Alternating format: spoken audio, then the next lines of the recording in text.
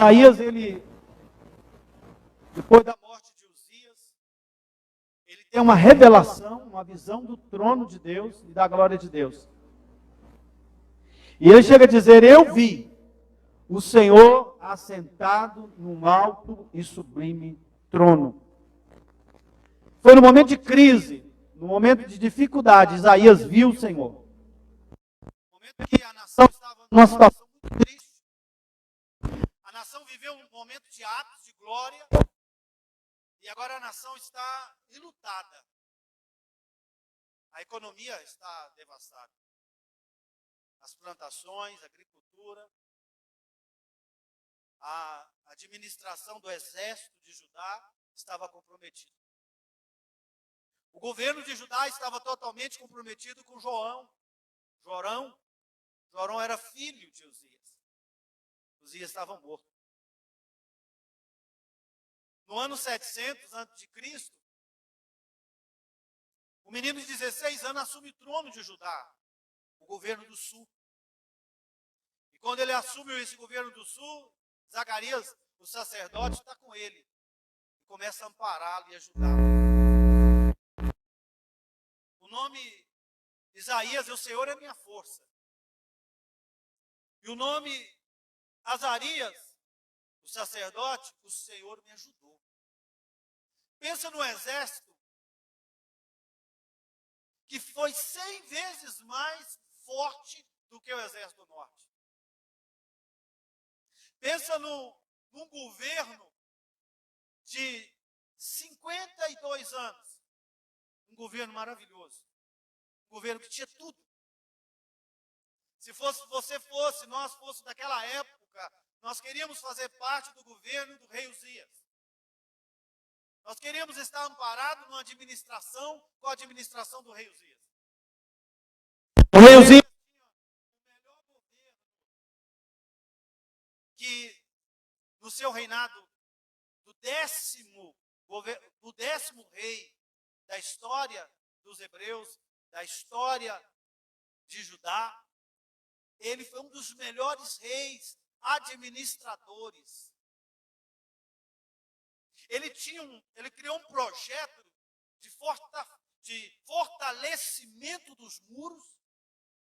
Ele criou agoduto, que a parte de fluvial, a parte de administração, de higienização ali dentro daquela cidade, era algo impecável. Não faltava água. Do lado de fora, poderia se ver os muros que Judá tinha, que Jerusalém tinha. E no meio do deserto havia fontes de água, ou melhor, era furado poços e mais poços, porque se os mercadores passassem, eles poderiam beber da água. E eram colocadas torres altas, e naquelas torres altas ficavam os sentinelas, os vigias. Se perguntasse assim: como está a nossa agricultura? Todo mundo comia bem. Todo mundo tinha a melhor alimentação dentro de casa, porque as plantações e a agricultura era daquela época as melhores que existiam. Se perguntasse assim: falta carne para o povo? Não faltava carne. Porque ele tinha uma técnica vinda do próprio Deus, usando a vida dele, usando a vida do próprio sacerdote Azarias, que havia gado e mais gado. O povo era rico, o povo era próspero, o povo era abençoado. Naquela época, Uzias conseguiu construir navios e mais navios, e esses navios iam em outros países, buscavam o que tinha de melhor. E ele tinha o de melhor para oferecer também. Ele tinha frutos, verduras, gado. O exército dele era composto de 307.500 homens de guerra. Na qual eu acabei de falar agora, que 100 vezes mais o reinado do norte. Dos 2.600 homens, eram os melhores guerreiros e espadachins que tomavam frente da batalha. havia um poder bélico de força fora do normal no reinado de Uzias. Uzias foi o primeiro construtor da catapulta. Depois construíram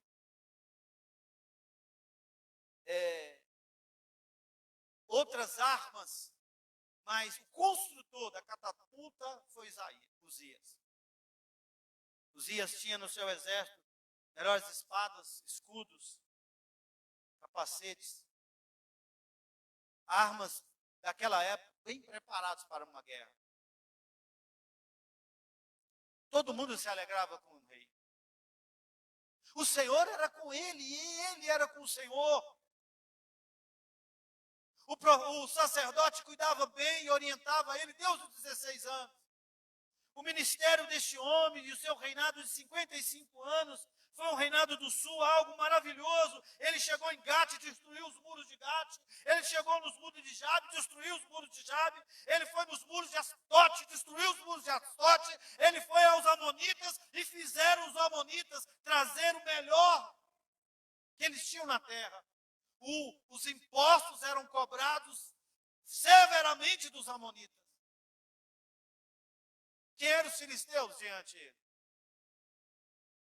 Mas ele tinha um problema, ele andava na sombra do sacerdote. Ele tinha um problema, ele era só o que o sacerdote falava com ele. Ele não tinha uma fé genuína, uma fé de relacionamento com Deus. Ele com Deus, ele andava tudo que o profeta e o sacerdote falavam a Azarias. Mas Azarias morreu. Azarias morre e ele, diante de toda a beleza, de honra que ele tinha diante a Jerusalém, aos seus muros, e a riqueza, e os cuidados, e o prazer daquela população, daquele povo de Jerusalém tinha, subiu algo no coração do sacerdote. Ou melhor dizendo, do rei. Por mais que ele tinha armas, por mais que ele tinha agricultura, por mais que ele tinha gado, por mais que ele tinha organização, mas na morte do sacerdote, subiu no coração dele o orgulho. E ele se orgulhou, subiu no coração dele algo que não era para subir. Porque foi Deus que colocou ele com 16 anos. Foi Deus que capacitou ele, usando o instrumento do Senhor, o sacerdote, para orientá-lo e fazer o melhor. Mas algo no coração dele, que nós sabemos o que é o orgulho, ele saiu fora dos limites. Ele quebrou aquilo que não precisava fazer, porque Deus estava dando tudo para ele. Deus estava honrando ele em tudo. Deus estava cuidando dele em tudo. Era tudo que um rei precisava ter. O 10º rei de Judá tinha o melhor. Ele não precisava se orgulhar. Ele não precisava pensar que era ele. Então ele quebrou os limites. Quando quebramos os limites, Deus nos quebra. Há um limite de velocidade. Se passarmos do limite, corremos o risco de ser quebrados. Nós temos um limite no nosso corpo físico. Se nós passarmos do limite, podemos ter um infarto, uma parada cardíaca, enfim, morrermos. Tudo neste mundo tem um limite. E o limite era aquele: você vai ter tudo, mas me honra. Você vai ter tudo, mas me busca. Você vai ter tudo, mas entenda, tudo isso que eu estou dando para ajudar, tudo isso que eu estou oferecendo a vocês, é eu que estou dando. Eu que faço o gado crescer, sou eu que faço a multiplicação dos frutos na terra, sou eu que no meio dos seus poços, sou eu que dou aquela água, no meio das palmeiras que tu plantaste em volta, sou eu que faço elas crescerem. O seu exército tem vida, mas é porque sou eu dou vida ao seu exército. Ele esqueceu disso. Ele esqueceu que com 16 anos ele não tinha capacidade de ser um rei. E Deus o capacitou com 16 anos. E ele deixou que o orgulho entrasse no seu coração. O rei Uzias deixou o orgulho dominar a sua alma. Provérbios 16:8 diz assim: o orgulho vem antes da destruição, e o espírito altivo antes da queda. O orgulho vem antes da destruição e o espírito altivo antes da queda. Provérbios 16, 8.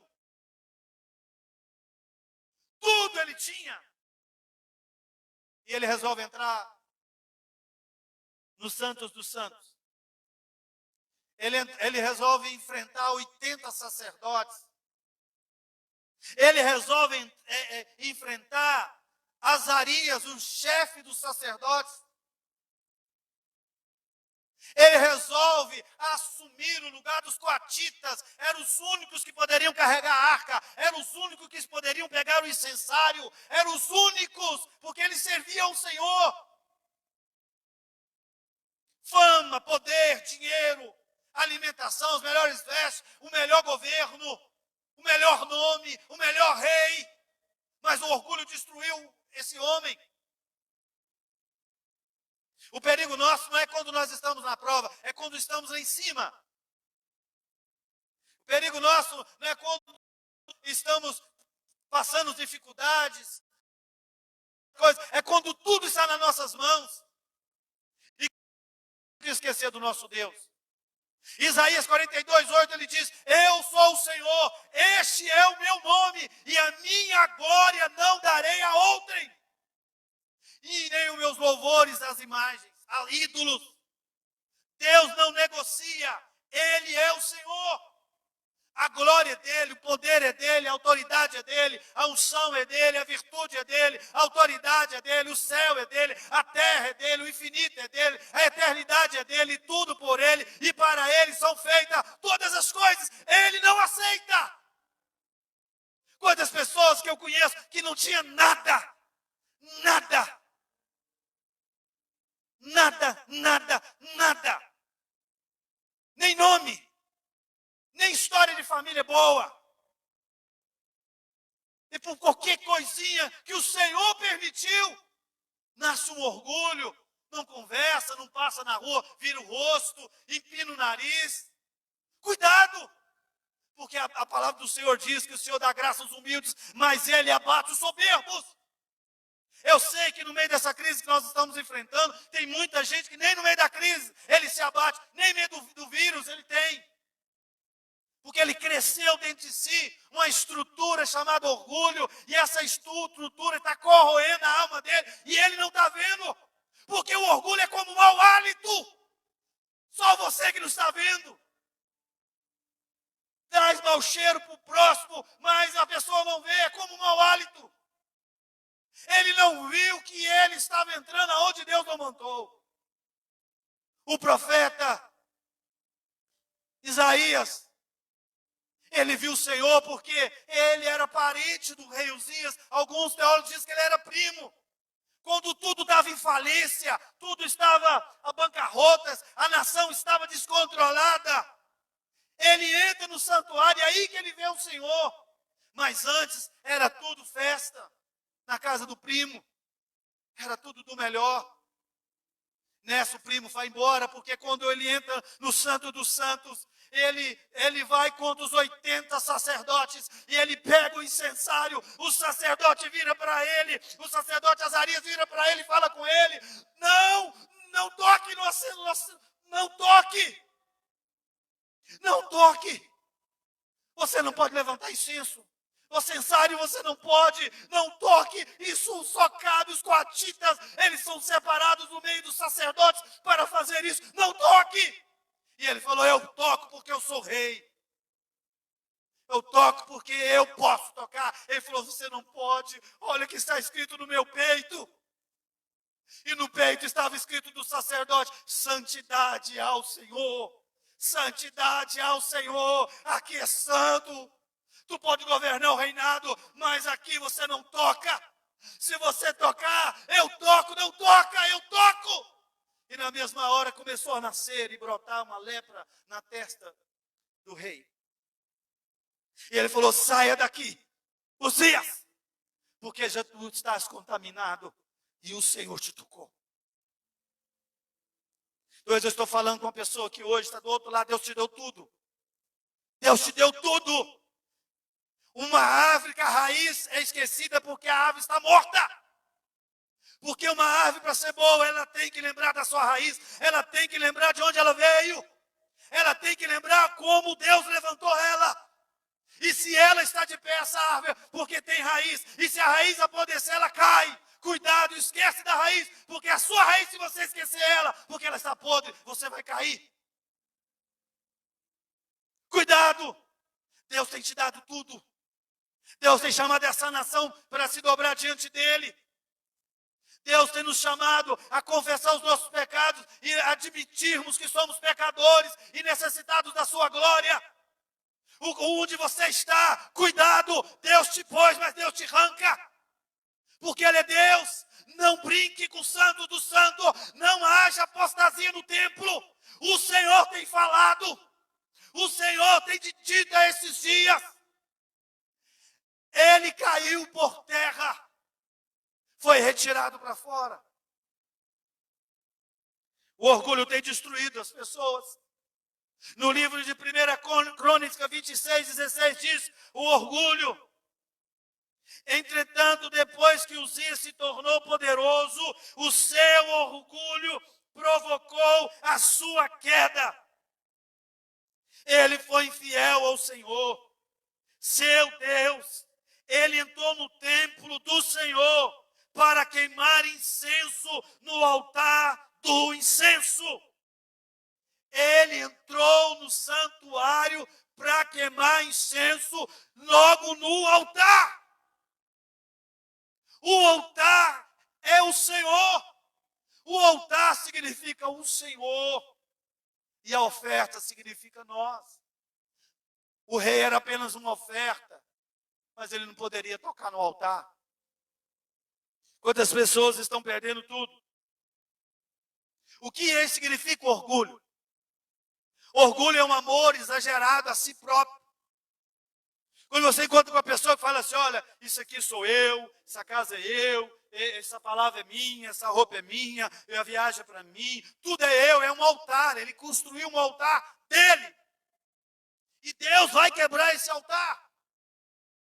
Orgulho é o que aconteceu lá na eternidade quando Lúcifer, ele caiu como uma estrela aqui na terra. Ele falou, eu subirei até o Altíssimo, acima do Altíssimo, e construirei o meu trono. Eu imagino Deus quando olhou para Lúcifer e ele falou isso. O orgulhoso, ele é arrogante. Ele não atende pedido de ninguém. Não toque no incensário, eu toco. Ele é arrogante. Ele não aceita conselhos. Ele não aceita direção. O orgulhoso, ele é soberbo, ele viu o seu reinado, ele viu que tudo estava dando certo e que nada de mal, ninguém perseguia ele. Não havia, os que perseguiram foram todos destruídos e os seus muros foram liquidados e os amonitas ainda tiveram até de dar impostos para ele. Os filisteus tinham medo dele, mas ele não temeu o Senhor. A palavra de Deus diz, teme ao Senhor e aparta-se do mal. Provérbios 16:1 diz, o homem faz os seus planos, mas a palavra final vem do Senhor. E a palavra final para o rei Uzias foi maldição, lepra. O orgulho é algo que traz a soberba. O orgulhoso, ele é presunçoso.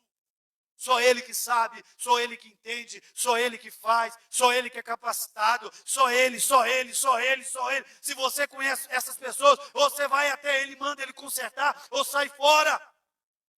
Porque está correndo o juízo de Deus sobre a sua cabeça. Deus não aceita nenhum orgulhoso, soberbo, presunçoso, arrogante. Toda pessoa que é orgulhosa, ela é ostentadora. Ela é cheia de vaidade, é algo exacerbado, é algo fora do comum. Essas pessoas estão caminhando no caminho da morte, essas pessoas estão caminhando no caminho do rei Uzias, porque Deus dá, mas Deus tira. Deus é dono da vida e Deus também traz a morte. Deus é aquele que levanta, mas é Deus também que lança por terra. E ele não aceita. Quantos homens da nossa história foram abatidos por Deus. Cadê Führer, Hitler? Cadê Stalin? Cadê a Al-Qaeda com a Osama Bin Laden? Cadê? Cadê os homens da história que se acharam melhores do que Deus? Se consideraram até deuses, senhores. Cadê eles? Foram todos abatidos.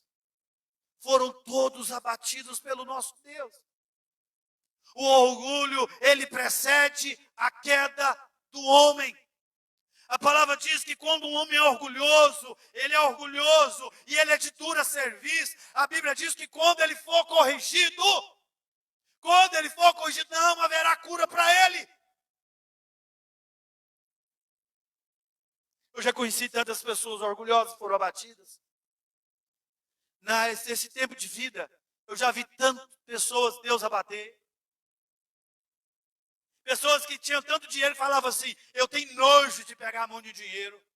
Chegar ao ponto de precisar e implorar pelo INSSzinho para ver se aposenta para não passar fome. Porque Deus não aceita. Porque tudo é dele. Tudo está na mão dele. O poder da vida e da morte. O poder do futuro. O poder do andar, do falar, do caminhar. Um rei com tudo, perde tudo, entra no santuário, passa dos limites com Deus e Deus abate ele. Agora ele é levado rapidamente para dentro de um cômodozinho pequeno, com uma portinha pequena, aonde de manhã chega um cafezinho de longe, a hora do almoço, o almoço de longe, à noite a refeição de longe, ninguém poderia aproximar, porque estava leproso. Estava contaminado. Jorão, o seu filho, chegava e falava, pai, o que eu faço? O exército está descontrolado, a agricultura está falida, pai, o nosso povo está sem governo, eu não sei como fazer, meu pai, ele nem eu, porque eu estou leproso, estou doente, estou em chagas, meu filho. Pai, mas meu filho, eu passei dos limites com Deus.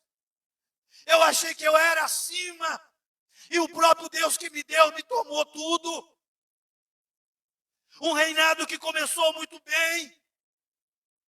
Muitas pessoas estão perdendo a família por causa do orgulho. Eu sou melhor que todo mundo. Eu sou melhor que meus filhos. Eu sou melhor que a esposa. Eu sou melhor que o patrão. Eu sou melhor do que nessa cidade. Essa cidade não dá para mim, que essa cidade é muito fraca. Esse povo é muito difícil, custoso. Não dá para mim. Perde tudo por causa do orgulho.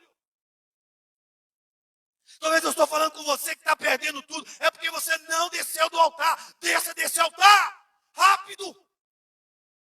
Desça desse lugar. Porque este lugar que você está aí, achando que é teu, não foi Deus que te deu. O rei Uzias perde amigos. Os amigos não poderiam mais estar com ele. A lepra separou.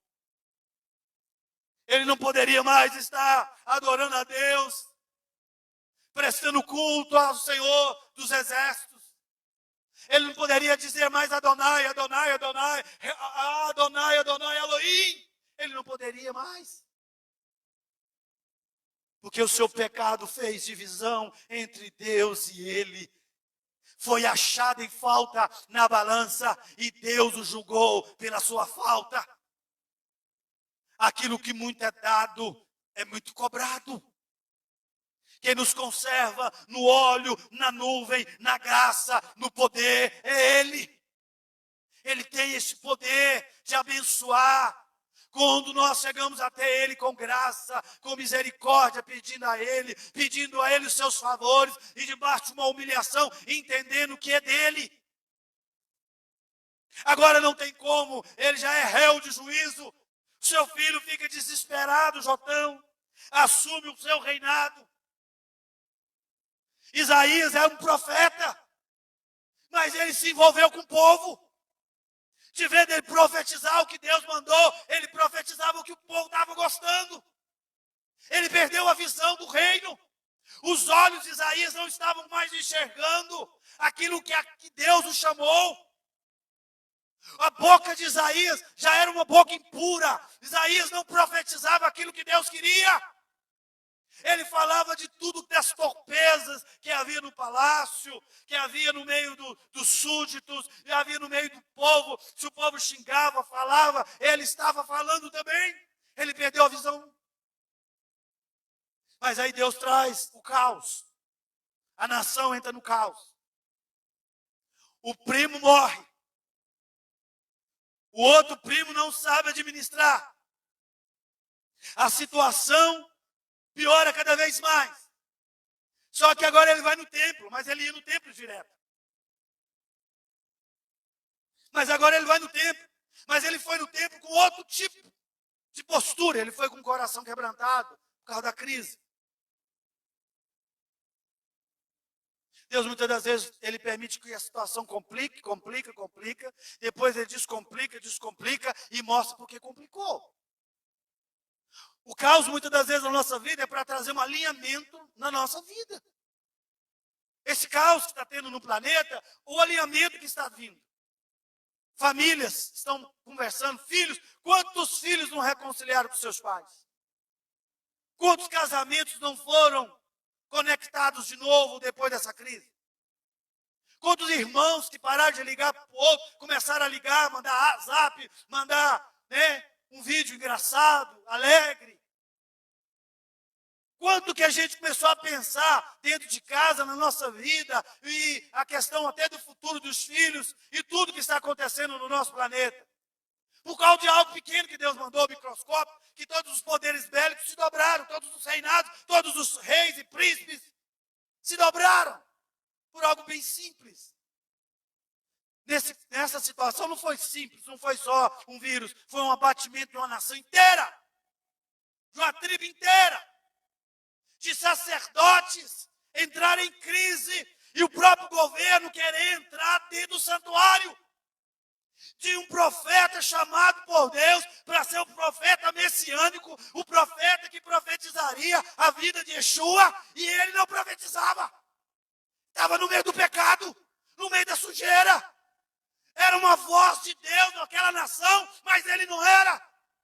Mas aí Deus manda o caos. E ele entra no santuário. Mas ele entra com o coração quebrantado. E quando ele se dobra diante de Elohim, Jireh, Siquenu, Afá, ele se prostra diante do grande eu sou. Ele se humilha porque perdeu tudo. Não há mais fama. Não há mais vida glamurosa. Ele começa a ter a visão do céu. Ele começa a ver. Seus olhos espirituais se abrem. Ele vê o trono. Ele começa a ver a aba das suas vestes. Ele começa a ver os serafins diante dele, dizendo: Santo, Kadosh, Kadosh, Kadosh, Sabalaot, Santo, Santo, Santo é o Senhor dos exércitos. E ele começa a ver que toda a glória, todo o céu se manifesta a sua glória. Tudo manifestando o seu poder. Ele viu as abas das suas vestes cobrir o templo. E os serafins diziam: Santo, Santo, Santo, Santo é o Senhor dos exércitos. Toda a terra está cheia da sua glória. Ele viu a glória daquele que é poderoso. Daquele que é maravilhoso. Daquele que pode todas as coisas. Daquele que tem feito o homem à sua imagem e semelhança. Daquele que, apesar do seu poder ser tão grande, eu e você muitas das vezes não reconhecemos. Nós temos mais de 2 bilhões de fios encapados só dentro do globo ocular, pegando os nossos olhos. E que esses fios, se um deles desencaparem, nós ficamos cegos, mas nós não conseguimos ver essa grandeza. Nós não conseguimos ver a grandeza de um Deus que nos fez com mais de 100 trilhões de DNA, de fita métrica de DNA. Nós não conseguimos ver um Deus que conhece as estrelas pelo seu nome. E é provado cientificamente, tem mais estrelas no universo do que a areia do mar. É provado. E ele conhece cada uma pelos seus nomes. Um Deus que cuida do campo, dos répteis, dos vegetais, das flores. do Deus que prepara o alimento para que chegue na nossa mesa, a carne, bovina, suína. Há um Deus que tem cuidado do batimento do nosso coração, desse pequeno membro, que tem lançado sangue a todo o nosso corpo, dando nós a vida e condição de dormir, levantar, trabalhar e caminhar. Nós não conseguimos ver a grandeza de um Deus que é poderoso, que nascemos de uma forma assustadora no ventre da nossa mãe, e hoje temos capacidades vinda dele, de criarmos, de projetarmos, de pensarmos, e até querer ou não querer ele. Isaías viu a grandeza de um rei que está no seu trono de glória, imutável, inenarrável, indescritível o seu poder. Ele viu ele face a face. Como João teve a sua visão maravilhosa na ilha de Pátimo, quando ele foi arrebatado na ilha e foi levado até o trono. Quando ele estava lá na eternidade, ele caiu como morto, e aí ele abre os seus olhos caídos no chão, ele viu os pés como um latão reluzente, ele viu um homem que os seus cabelos eram brancos como a neve, ele viu um homem que os seus olhos eram como chama de fogo. E aí esse homem olha para ele e fala: sou eu, João, sou o Cristo ressurreto, eu sou o leão da tribo de Judá, eu sou o Alfa. Eu, João, eu sou o ômega. Eu, João, eu estive morto, João, mas hoje eu estou vivo e vivo para sempre. Fica de pé. Olha aqui os 7 castiçais, as 7 igrejas da Ásia, e eu vou te mostrar e te revelar as 7 igrejas. João viu as 12 portas da cidade santa. João viu o rio da vida. João viu o trono do Todo-Poderoso. João viu os serafins, querubins. Ele viu a inefável eternidade. Ele viu o gozo de estar na presença do Senhor. Ele viu os mistérios intrínsecos da eternidade. Ele viu, assim como Isaías viu, e a sua vida foi mudada. Há um rei que ele está preparando o dia certo de buscar a sua igreja e preparando uma mesa onde ele vai servir. Como diz o Salmo 23, ele vai servir. No finalzinho do Salmo 23, o cálice vai transbordar e o inimigo não vai poder nos tocar mais naquele dia, que Satanás não vai poder nos tentar mais, não vai poder nos afligir mais. Ele viu a mesa do Cordeiro, ele viu a festa eterna, ele viu que nós iríamos ter corpo transformado, o livro da vida. Ele viu que nós ia ter um novo nome, que nós não ia ter mais pranto, nem choro, nem tristeza, nem dor, nós viveremos a eternidade no Cordeiro. Ele viu a voz como a de muitas águas. Ele viu a voz de trovão, que é a voz do Todo-Poderoso, que será testemunha contra aqueles que não querem arrepender dos seus pecados, contra aqueles que vivem na soberba, no orgulho, na prepotência e na arrogância, achando que é e não é. Aquele dia todo o joelho dobrará e toda a língua confessará que Ele é o Senhor. Jesus hoje é o nosso paráclito, o nosso advogado, mas aquele dia será o nosso juiz. E o próprio Deus dirá aquele dia: eu sou testemunha contra ti, que não ouviu a minha voz. Quando João escrevia a carta às igrejas, falava: quem tem ouvido, ouça o que o Espírito diz às igrejas. Aquele dia, João, ele caiu, como João caiu por terra. Tamanha era a visão e a revelação. E ele começa a confessar os seus pecados. E ele começa a dizer para Deus: Deus, eu sou um homem puro, habito no meio de um povo de puros lábios, e os meus olhos te viram. Tenha misericórdia de mim. Naquele momento, o Senhor atendeu ao profeta e tocou no Atenaz, o anjo. Atenaz, um pedaço de fogo, de são, tocou na boca dele. E purificados foram os seus pecados. Dali para frente, João começou a profetizar e declarar as maravilhas de Yeshua, do Messias. Mas Deus, daquela forma amorosa, carinhosa e um pouquinho até cômico, vamos dizer assim. Ele olhou para ele, para o profeta Isaías, e disse: Isaías, quem enviarei? O que você acha que eu vou enviar, hein? Isaías, quem irá por nós anunciar a palavra, Isaías? O que você acha, Isaías? Eis-me aqui. Envia-me a mim, Senhor. Eu quero ir, eu preciso ir fazer a tua vontade. O que adianta o homem ganhar o mundo inteiro e perder a sua alma? O que adianta os tesouros dessa terra? Que quando você descer até o sepulcro, quando morreu o primeiro bilionário, o homem que mexia com petróleo, construiu uma das primeiras linhas férreas nos Estados Unidos, os Rockfields, John Rockfield, perguntaram na celebração fúnebre: quantos bilhões Rockfield está levando? John Rockfield. E o contador falou: ele não está levando nada. Ele veio sem nada para esse mundo. Ele vai levar nada. O que você está achando que é? Os homens vão roubar. Ferrugem vai corroer. Ladrões vão escavar e vão roubar. Essa glória transitória, essa glória humana, não é comparada à glória do porvir. Não é comparada à glória do eterno.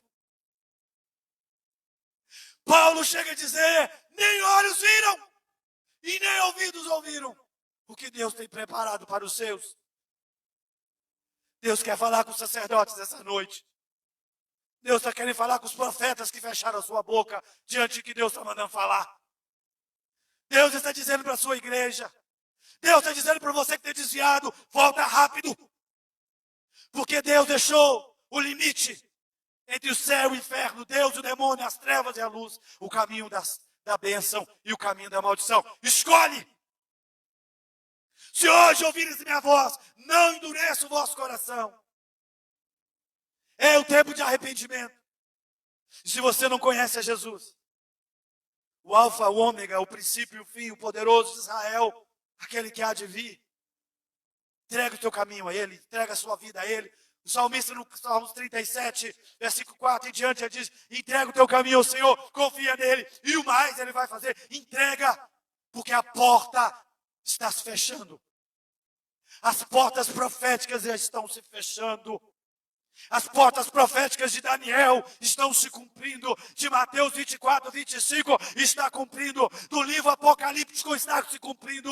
E Jesus está voltando para buscar aqueles que querem Ele. Entre no grupo. Entre nesse grupo.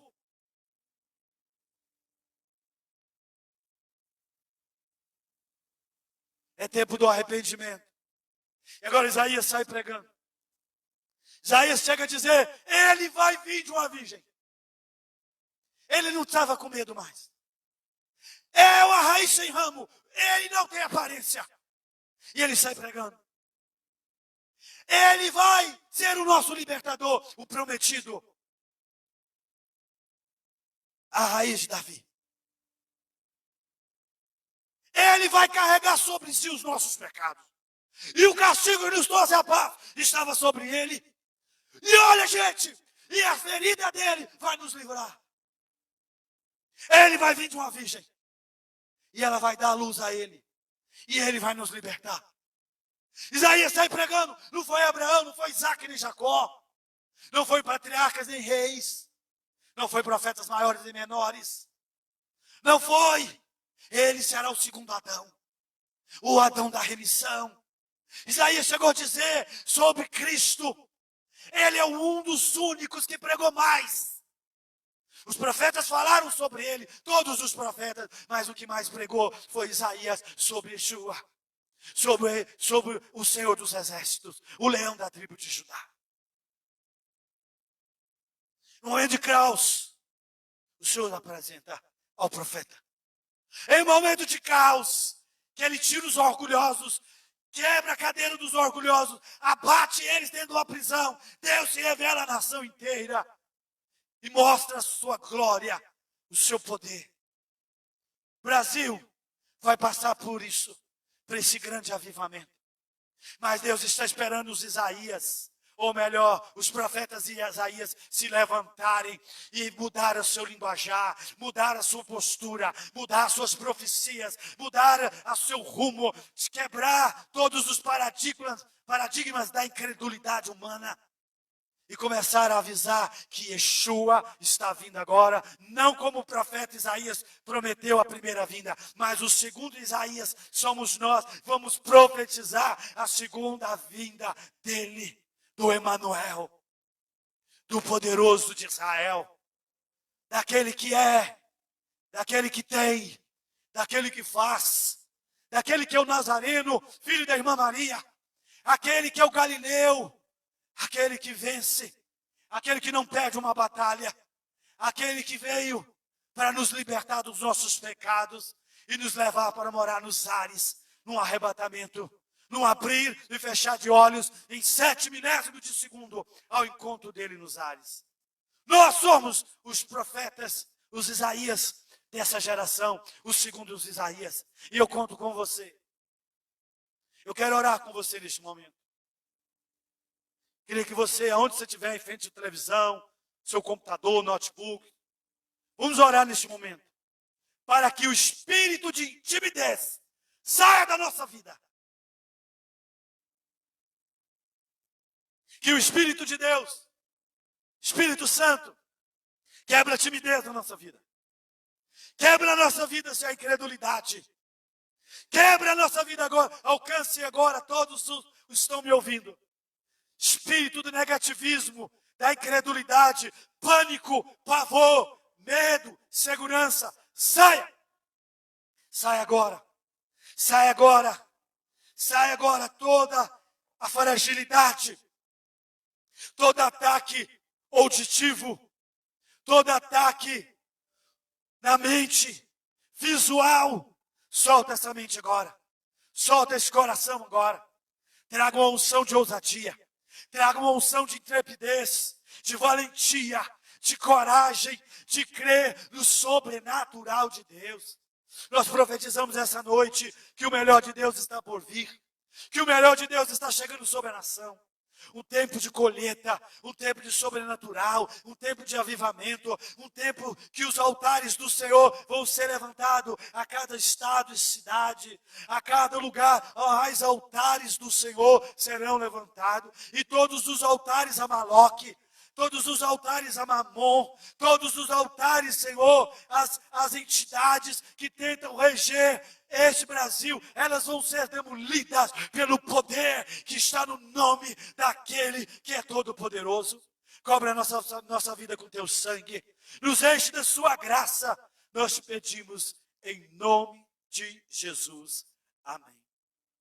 Esteja ligado conosco na quinta-feira, nós vamos estar no mesmo horário, transmitindo aqui da sede, e você é o alvo das bênçãos de Deus. Nós estamos orando por vocês, temos jejuado, temos pagado um preço na madrugada, temos vivido o dia orando. Quando nós não estamos orando em línguas, nós estamos com os joelhos, clamando ao Senhor, porque nós temos certeza de um grande mover de Deus. Nós temos certeza que depois que passar essa tempestade permitida por Deus, nós teremos uma maior colheita que nós já tivemos na nossa história do cristianismo no Brasil. Nós cremos nisso, nós estamos na fé, nós estamos ligados, nós estamos firmes que o melhor de Deus está por vir. Que Deus te abençoe, que a graça do Senhor, o amor de Deus e as doces consolações do Espírito Santo sejam sobre o seu povo, hoje e para sempre. Amém. Que Deus te abençoe.